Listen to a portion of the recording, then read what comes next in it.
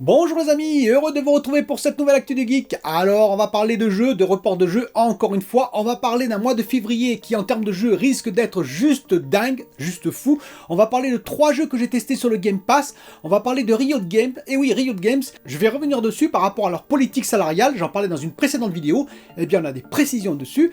Je vais également parler de la politique, ou plutôt de la stratégie de Sony versus le PC. Vous savez que les exclus maintenant sortent sur le PC. Eh bien, ça pourrait changer un petit peu la stratégie de PlayStation dans l'avenir. Je vais également parler de NFT, vous savez, les jetons non fongibles. J'en ai pas parlé jusqu'à maintenant. Eh bien, je vais donner un petit peu mon opinion vis-à-vis d'une news qu'on a aujourd'hui dessus. Et je vais également revenir sur des séries que j'ai beaucoup aimées, ou j'ai plutôt bien aimé, que je vous conseillerais vis-à-vis de ma précédente vidéo où j'ai fait le top 10 séries 2021. Eh bien là, je vais vous conseiller quelques séries. A tout de suite.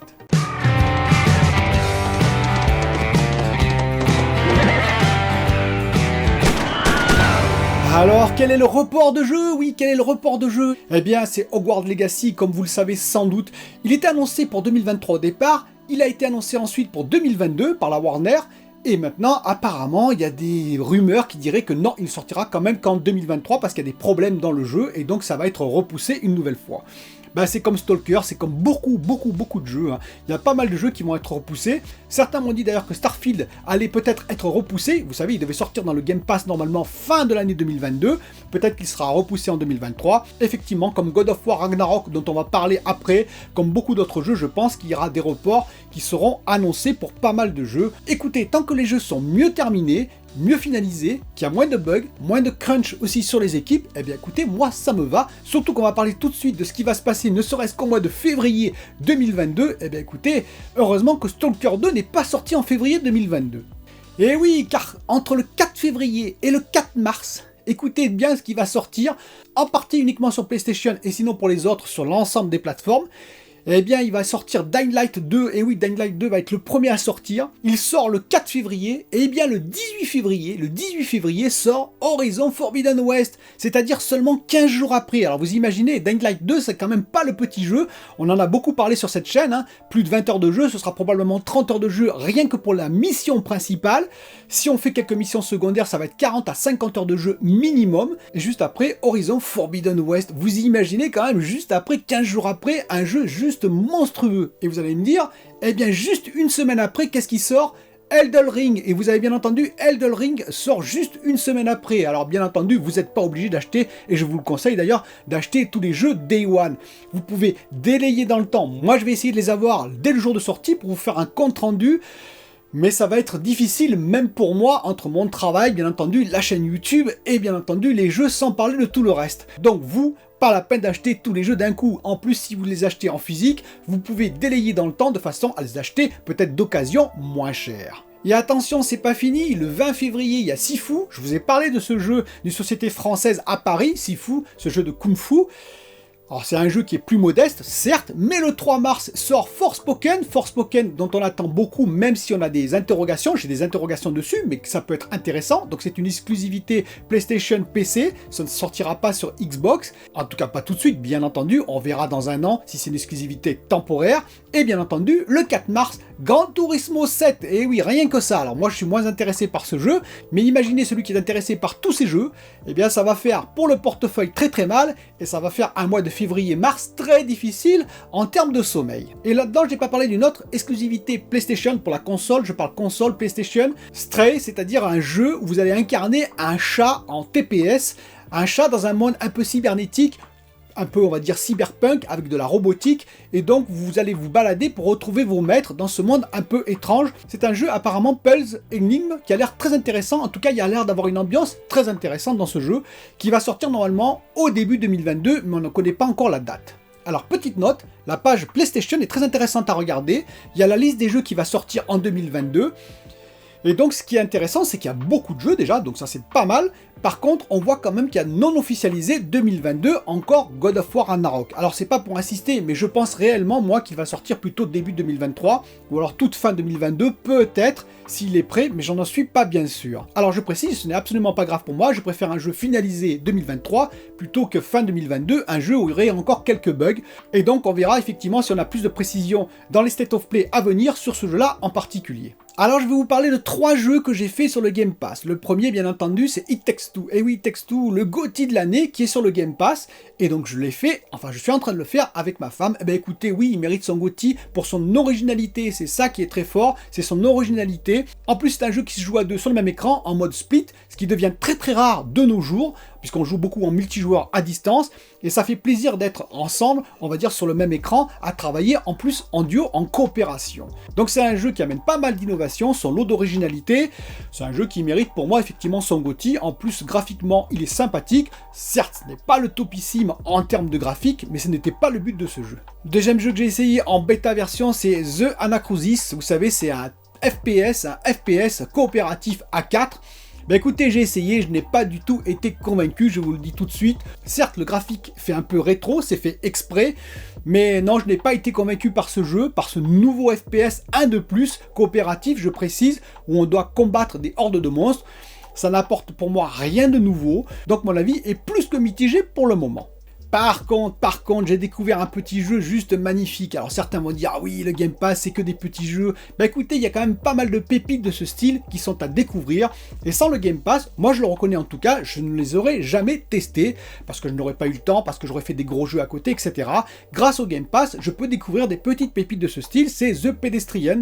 The Pedestrian, vous savez, qui est sorti sur PC il y a un an, est arrivé sur le Game Pass. Sur Xbox, série X pour ma part, j'ai testé ce jeu, c'est un jeu Pulse Réflexion. Alors ne vous attendez pas à un TPS, à un FPS de folie, à un RPG ou je sais quoi, non c'est un jeu juste Pulse Réflexion, mais superbe, avec plein d'idées, plein d'originalité. Vous allez donc jouer ce petit bonhomme que vous allez devoir transporter de carte en carte. À l'arrière, vous voyez le monde réel, des chantiers, des rues, etc. C'est très très bien fait d'ailleurs. Et vous allez devoir déplacer ces cartes, les assembler de façon à les relier comme il faut. Et bien entendu, vous avez des tas d'options originales pour pouvoir avancer. Ben, je vous dis, c'est un Pulse Réflexion. Regardez par exemple à l'écran, je vous ai mis un exemple à l'écran de ce qu'il faut faire, en ayant déjà assemblé les cartes dans le bon ordre en plus. Et donc, eh bien, effectivement, il y a des tas d'options. En plus, l'aide en ligne est très intelligente. Vous arrivez sur une nouvelle carte, lorsqu'il y a une nouveauté, à côté, il y a un petit téléviseur qui va vous indiquer sur quel bouton appuyer, par exemple pour récupérer une clé pour ouvrir une porte plus bas.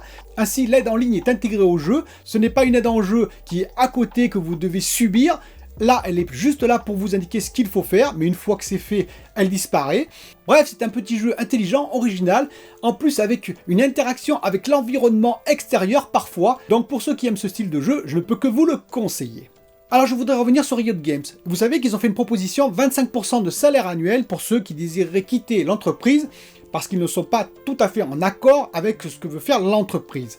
Et donc j'étais plutôt méfiant là-dessus, rappelez-vous ma vidéo. Eh bien je vais revenir un peu dessus ce que j'ai dit, parce qu'il y a eu des propos intéressants de la part des dirigeants de Riot Games, s'ils respectent bien entendu ce qu'ils ont dit. En gros ce qu'ils disent c'est qu'effectivement ils vont changer un peu de stratégie, ils veulent vraiment accentuer que les employés se sentent investis dans l'entreprise, mais en compensation, ils veulent que Tencent, et Tencent apparemment, vous savez, c'est le groupe qui a racheté Riot Games, le groupe chinois qui a racheté Riot Games, eh bien ils veulent que Tencent accepte, et ils l'ont fait apparemment, que les employés de Riot Games aient de l'intéressement et également des actions de Riot Games, c'est-à-dire qu'ils participent vraiment à l'augmentation, à la réussite de Riot Games. De plus, ils veulent que les employés puissent proposer des idées originales, même parfois difficiles à mettre en œuvre, mais qui seront discutées au sein de Riot Games. Bref, ils veulent vraiment que les employés s'investissent, mais apparemment, il y aurait retour sur investissement, et c'est ça qui est important. Ils veulent également ouvrir de nouveaux bureaux dans les différentes régions du monde, c'est-à-dire ne plus rester concentrés sur un seul endroit, mais ouvrir plein de bureaux dans différentes régions du monde, pour pouvoir effectivement développer et collecter les différentes idées. Écoutez, on suivra l'affaire en question. Il faut savoir que Riot Games, il y a eu pas mal de problèmes par le passé, rappelez-vous aussi de harcèlement, et justement, ils en parlent, ils veulent finir également avec ça. S'ils respectent tout ce qu'ils ont dit, eh bien écoutez, ça va plutôt dans le bon sens. Alors on a une nouvelle très intéressante sur la stratégie de Sony PlayStation vis-à-vis du PC. Vous savez que God of War est sorti, et les numéro 1 sur Steam actuellement. Et oui, bah exactement comme Horizon Zero Dawn était sorti numéro 1, Last of Us numéro 1 sur Steam. C'est-à-dire que chaque fois qu'une belle exclue PlayStation sort sur PC, eh bien elle cartonne, c'est assez logique. Et God of War n'échappe pas à la règle. Donc c'est très intéressant et évidemment ce n'est pas tombé dans l'oreille d'un sourd côté PlayStation Sony. Oui, mais on apprend qu'ils étaient plutôt réticents à l'idée, pour ne pas dire bien réticents même. Sauf que Cory Barlog, vous savez le papa de God of War, pas que de celui-là d'ailleurs, eh bien est revenu là-dessus sur cette affaire et a dit qu'en fait, Sony PlayStation avait un peu changé de direction, avait fléchi face à la demande de tous les développeurs des studios internes PlayStation. Et oui, il y avait une boîte à idées, il y a des boîtes à idées qui sont mises en place. Et bien la boîte à idées croulait sous la demande des studios qui demandaient justement des portages vers le monde PC. Et bien entendu, question rentabilité. Vous avez fait un jeu sur la console, un jeu qui peut quand même être porté facilement sur PC, avec un peu de travail mais facilement, et qui peut rapporter gros, la preuve. Pourquoi s'en priver? C'était la question que posaient tous les studios PlayStation. Au bout d'un moment, Sony a fini par céder, et vous voyez, visiblement, ils ont eu raison. Tellement raison qu'ils ont racheté un studio cet été 2021. Ils ont racheté un studio spécialisé dans le portage vers le monde PC, Nix. Et oui, ils ont racheté ce studio pour porter sans doute plus de jeux encore vers le monde PC, et ils ont même créé une division en octobre, PlayStation PC. Donc vous voyez, la stratégie change petit à petit. Est-ce que par exemple, God of War Ragnarok sortira seulement dans 3-4 ans après, ou est-ce qu'il sortira beaucoup plus tôt? Je vous fais le pari qu'il sortira beaucoup plus tôt, comme l'ensemble des exclusivités PlayStation. Alors sans doute pas Day One, comme c'est le cas sur Xbox par exemple, mais maximum un an après pour moi, on en reparlera. Alors on va parler des NFT, les jetons non fongibles, c'est arrivé, bon vous en avez entendu parler sur beaucoup de chaînes. C'est ces objets numériques qui sont mis en vente, uniques, protégés comme de la crypto-monnaie, et qui permettent grâce à un code crypto unique d'être vendus à une personne unique. Donc bien entendu, ça a fait l'émoi chez les joueurs parce qu'on a imaginé tout de suite que ça pourrait arriver dans les jeux. Donc moi, il y a deux parties à séparer. Si jamais c'est des artworks, par exemple, vous savez, il y a des artistes qui vont travailler sur des artworks, par exemple Elden Ring qu'on attend tous, sans doute des tableaux numériques qui ont été faits par les artistes dans l'entreprise, des tableaux numériques qui ont ensuite été utilisés dans le jeu. Si ces tableaux numériques sont vendus indépendamment, moi je dis pourquoi pas. Après tout, on vend des tas d'objets, des peintres vendent leurs tableaux, pourquoi pas, ça n'impacte pas le joueur en lui-même.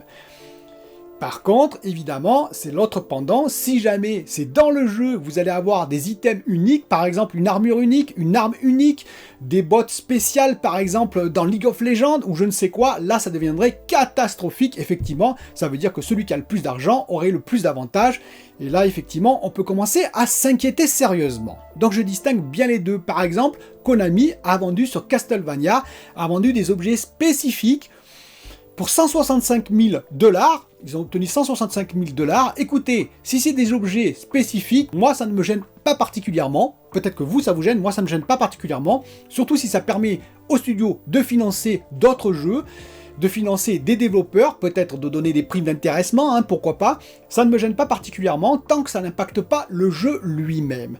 Il ne faut pas voir arriver ça dans les jeux. C'est ça la crainte qu'on peut avoir, effectivement. Maintenant, si c'est des objets unique, indépendant du jeu, comme bien entendu des artworks, comme bien entendu des cartes ou autres, je ne sais quoi, eh bien effectivement, pourquoi pas. Après tout, des ventes aux enchères, il y en a depuis toujours. Donc n'hésitez pas en tout cas à me donner votre avis sur les NFT. Allez, on va terminer par les quelques séries que j'ai bien appréciées. Alors j'en ai apprécié beaucoup d'autres, j'ai regardé énormément de séries.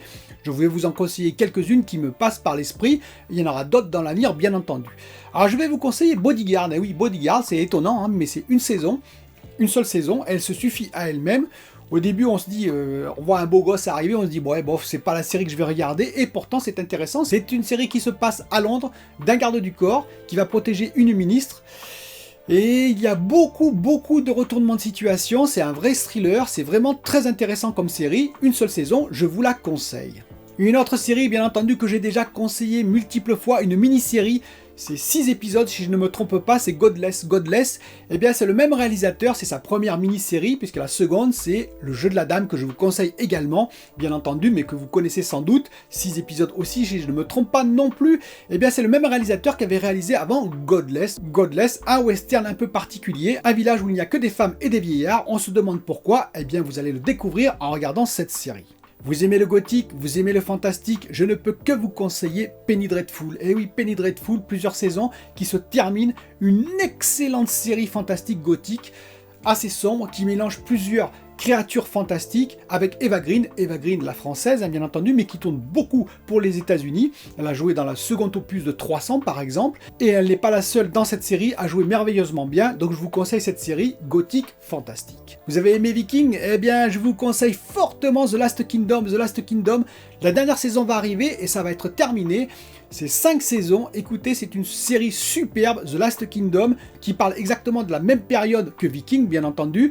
Ça se passe plus en Grande-Bretagne, c'est très intéressant comme série, c'est très bien filmé, il y a des moyens, il y a des acteurs qui y croient, il y a de l'action, bref, une série que je ne peux que vous conseiller. Une série plus ancienne, mais avec des personnages badass de tous les côtés, Banshee, et oui, Banshee, excellente série, avec Anthony Starr, et oui, Anthony Starr, celui qui joue en particulier dans une autre série que je vous conseillerai après. Anthony Starr est excellent dans cette série, et ce n'est pas le seul.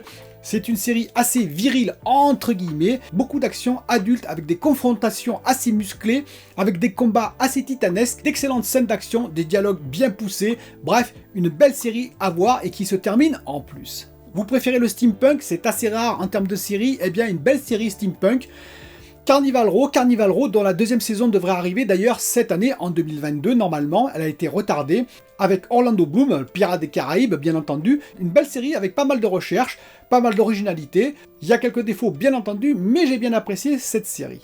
Et justement, avec Anthony Starr toujours, The Boys, oui The Boys sur Prime Video. Alors surtout la première saison, elle était vraiment excellente. La deuxième est un petit peu plus feutrée parce que la première est quand même très grinçante. Et elle est excellente. Regardez le premier épisode, c'est particulier The Boys. On apprécie ou on n'apprécie pas, c'est une série de super-héros. Mais une série de super-héros comme vous n'avez jamais vu.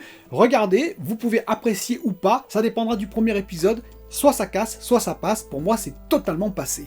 Et si vous aimez les Battle Royale, je ne peux que vous conseiller, après Squid Game, ou c'est plutôt avant, parce qu'elle est sortie avant, Alice in Borderland. C'est une série excellente, et oui, une série excellente également. Alors très dure, hein, toujours sanglante bien entendu, coréenne encore une fois, mais juste excellente. Donc si vous aimez ce style-là, n'hésitez pas à regarder cette série.